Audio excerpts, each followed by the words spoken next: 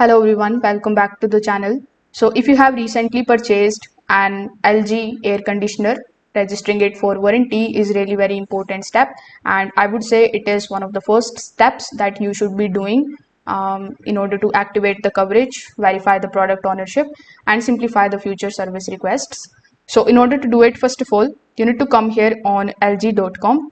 When you are here, simply click on the option of support, then select the option of product support, and then you will be landed on the product registration page.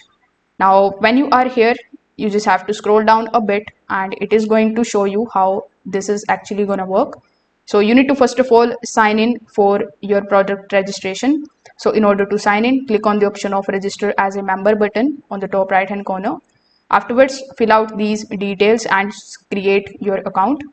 After the account creation, the second step is to enter your model number. So you will find the information about your model number on top of your product. Then you just have to fill out the form by providing some of your details.